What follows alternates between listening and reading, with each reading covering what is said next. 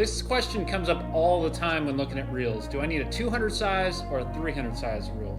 Line speed, line capacity, 200's just fine. You don't need a 300K. I use a 200 for 4 ounces and above.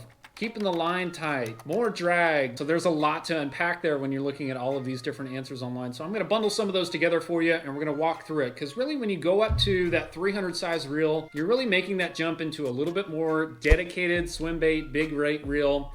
Whereas the 200 size is a bit more versatile. You can kind of get away with it on some bigger stuff, and you can fish small stuff down to a spinnerbait or jig or whatever you want on it. So you're making that leap when you look at a 300K to a more of a true swim bait reel. Your ratios always come up when you're talking about reels, but it's not everything. When you're looking at the difference between a 200 and 300K, you really want to look at line recovery rate, inches per turn, inches per crank, whatever the metric might be. And that really comes into play for how much line you're putting back on the spool, right? So let's start here. This is a 7.4 to 1 Curado 200K, and this one brings in 31 inches of line per turn. Now, if we look at the 300K, it's a 6.6 to 1 reel.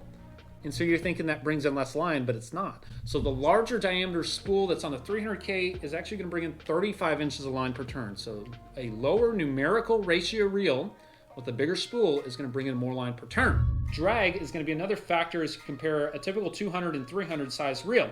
The 200K is rated for 11 pounds of drag, whereas the 300K is rated for 18 pounds of drag. That's like a 60% difference in pulling power, and that makes a lot of difference when you're talking about targeting those bigger fish or even going to use this reel for big striper or something like that and upping the size of fish that you're going for.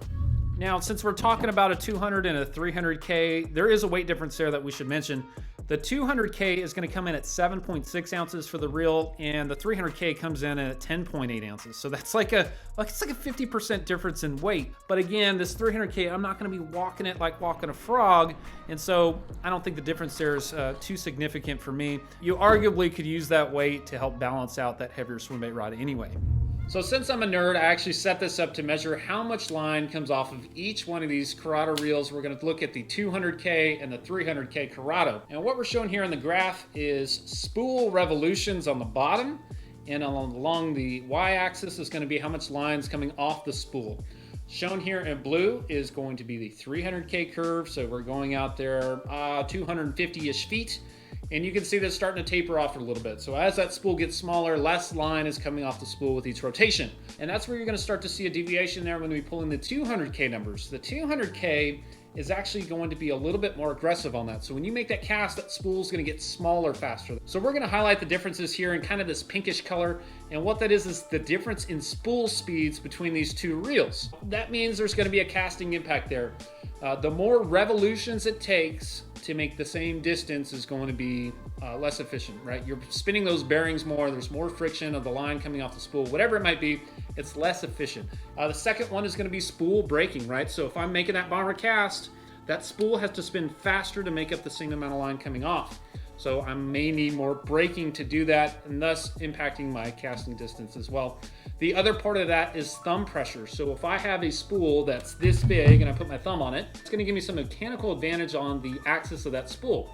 If I make that spool even bigger, it takes less effort for me to control that spool with my thumb. So it's easier when I'm throwing those 3.5, 4 ounce baits to have a larger diameter spool and give my thumb a little bit of a break. So that also has implications when it comes to the retrieval side of the cast. So when I make that bomber cast and that 200K Curado spool gets a lot smaller, when I start to bring it in, I'm gonna bring in less line per turn because that spool is smaller, right? And so my bait might not be swimming at the optimal speed of where I'm used to at that certain cadence, right? So I'm gonna have to speed up a little bit on the beginning part of that cast and then slow it down as it gets closer to me. So you're gonna have to adjust that speed due to how much line's coming off that spool. So you'll notice that the 300K curve is a little bit more linear rather than more flat on the 200K. That more linear response is gonna mean as you make that bomber cast with a 300K, you're still gonna have more line on there, more percentage of your spool on there. And as you make that retrieve on the 300K, just as you get going, it's gonna be more similar line recovery at the very, I guess, the initial part of your cast as it is on the very end of your cast. So it's a lot easier, a lot more consistent of a retrieve when you're using that larger diameter spool.